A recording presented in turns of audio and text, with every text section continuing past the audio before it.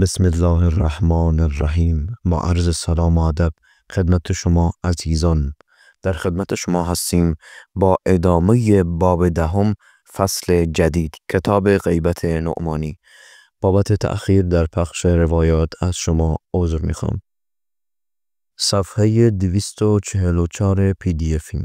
فصل 1. اسحاق ابن عمار سیرفی گوید از امام صادق علیه السلام شنیدم می‌فرماید حضرت قائم علیه السلام دارای دو غیبت است که یکی از آن دو طولانی و دیگری کوتاه است. در غیبت نخستین خواص از شیعه از جایگاه او باخبرند، ولی در غیبت دیگر هیچ کس از محل او آگاه نیست جز خدمتکاران و یا دوستان خاص او که بر دین او هستند. روایت دوم. اسحاق ابن عمار گوید امام صادق علیه السلام فرمود حضرت قائم را دو غیبت است، یکی از آن دو کوتاه و دیگری طولانی. در غیبت نخستین کسی محل او را در آن نمی داند مگر خواص شیعه او، و در غیبت دیگر هیچ کس از محل او در آن آگاه نیست جز دوستان خدمتگزار خاص آن حضرت که بر دین او هستند. 3. ابراهیم ابن عمر یمانی گوید از امام باقر علیه السلام شنیدم که می‌فرماید همانا صاحب این امر را دو غیبت است، و نیز شنیدم می‌فرماید قائم در حالی قیام نمی کند که برای کسی بر گردن او بیعتی باشد، یعنی تا بیعت هیچ دولتی را ندارد. 4. هاشم ابن سالم از امام صادق علیه السلام روایت کرده که آن حضرت فرمود قائم علیه السلام در حالی قیام می کند که کسی را بر گردن او عقد و پیمان و بیعتی نباشد. حدیث 5. مفضل ابن عمر جعفی از امام صادق علیه السلام روایت کرده که آن حضرت فرمود همانا صاحب این امر دارای دو غیبت است، یکی از آن دو چندان به درازا می کشد که پاره‌ای از مردم بگویند مرده است و بعضی گویند کشته شده و عده‌ای از ایشان میگویند او رفته است، و از اصحابش جز افراد اندکی کسی بر امر او باقی نمیماند و از جایگاهش هیچ کس از دوست و بیگانه آگاهی نمی‌یابد مگر همان خدمتگزاری که به کارهای او میرسد. اگر در مورد غیبت حدیثی جز همین یک حدیث روایت نشده بود، همین برای کسی که در آن مینگریست و میاندیشید کافی بود. همین یه حدیث کافی بود. حدیث 6. حاذب ابن حبیب گوید بر امام صادق علیه السلام وارد شدم و به او عرض کردم خداوند کار شما را اصلاح فرماید، شما را سلامت بدارد. همانا پدر و مادر من از دنیا رفته اند و حج به جا نیاوردند و اکنون خدا روزی فرموده و احسان نموده است. چه می‌فرمایید در مورد به جای آوردن حج از جانب آنان؟ نظرتان چیست؟ آن حضرت فرمود به جای آر که به ایشان میرسد. سپس به من فرمود ای حازم، صاحب این امر را دو غیبت است که در دومی ظهور خواهد کرد. پس اگر کسی نزد تو آمده بگوید که دستش را از خاک قبر او تکانیده است، یعنی او را در قبر نهاده و خاک آن از دست افشانده است، باور مکن.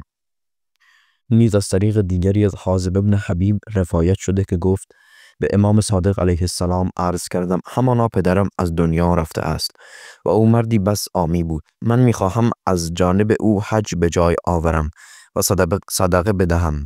نظر شما در این مورد چیست؟ فرمود انجام بده که به آن میرسد. سپس به من فرمود ای حازم، همانا صاحب این امر را دو غیبت است و دنباله آن را مانند آنچه در حدیث قبل ذکر کرده به همان نحو آورده است. حدیث 7.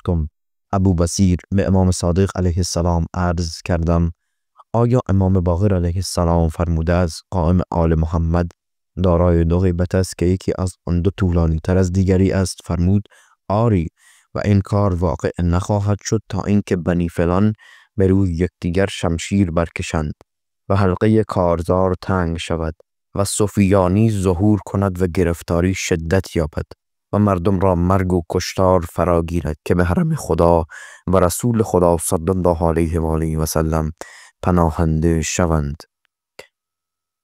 حدیث هشتم، محمد ابن مسلم ثقفی از امام باقر علیه السلام روایت کرده که او شنیده است آن حضرت می‌فرماید قائم آل محمد را دو غیبت است که در یکی از آن دو در مورد او گفته می شود او مرده است و معلوم نیست در کدام وادی رفته.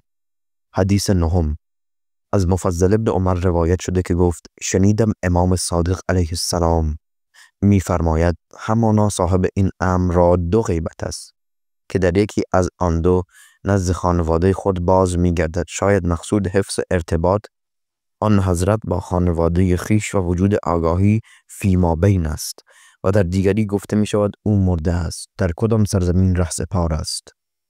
عرض کردم چون آن زمان پیش آید ما چه کنیم؟ فرمود اگر ادعا کننده مدعی شد که من همان موعودم، از او آن مسائل بزرگ را که فقط کسی چون او میتواند بدان پاسخ دهد بپرسید. ماشاءالله الان بری نگاه کنی های با صادق و هاشم و چیکار و فلان و بیسار همه اومدن امام زمانن. این احادیثی که در آن از دو غیبت برای قائم علیه السلام یاد شده احادیثی است که به الحمدلله نزد ما از صحت برخوردار است و خداوند فرمایشات امامان علیه السلام را روشن ساخته و دلیل راستگویی ایشان را در آن آشکار ساخته است. اما غیبت نخستین همان غیبتی است که در آن فرستادگانی بین امام و مردم منصوب بودند و شخص و عین آنان آشکارا وجود داشت که مشکلات پیچیده علم و کلافهای سردرگم احکام به دست ایشان گشوده می شد و پاسخ به تمامی پرسش هایی که در خصوص مسائل پیچیده و مشکلات انجام می شد به وسیله ایشان به عمل می آمد و آن مدت همان غیبت کوتاه است که روزگار آن سپری گردیده و دورانش به سر آمده است.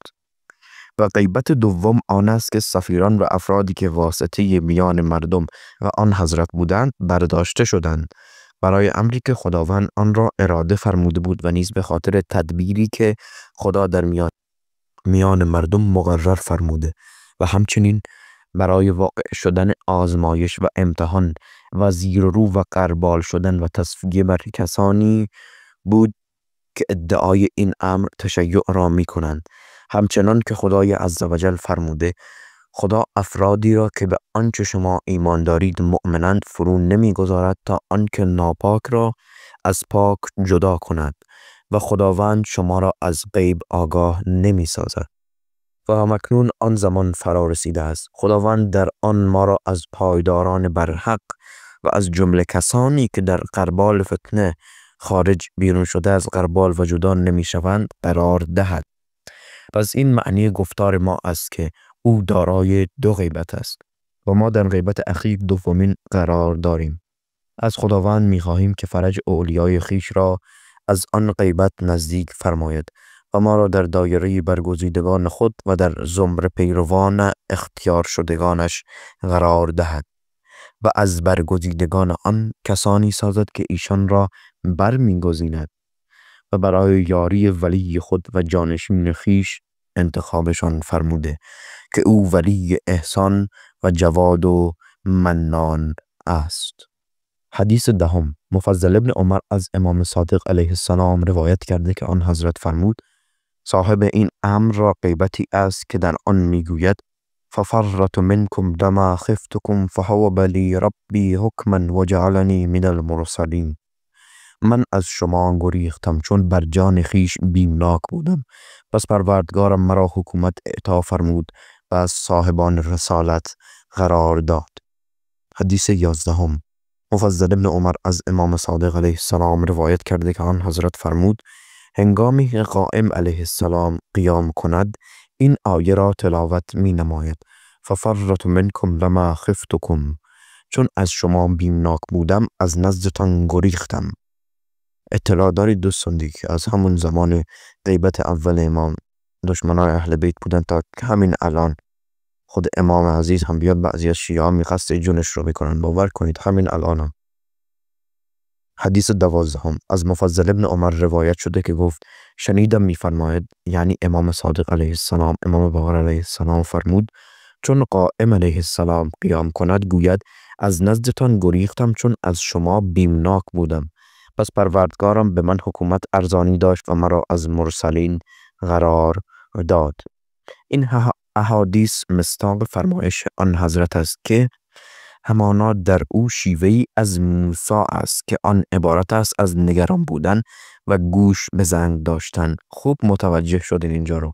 اگه برید داستان حضرت موسی رو یه مطالعه بکنید، تو کتاب کمال الدین شیخ طوسی هست، متوجه میشید کامل. امیدوارم از این قسمت پر محتوا لذت برده باشید. عذر میخوام که نمیتونم روایت رو کامل باز کنم، چون هنوز علم زیادی درش ندارم و هم در مرور زمان و خواندن روایات و دیدن آموزش ها و دنبال کردن عزیزانی که متخصص هستن، ما هم انشالله بتونیم علمی به دست میاریم. دوستان بهتون پیشنهاد میکنم آقای رستمی رو دنبال کنید داخل اینستاگرام و تلگرام که متخصص این کار هستند. صدق الله العلی العظیم.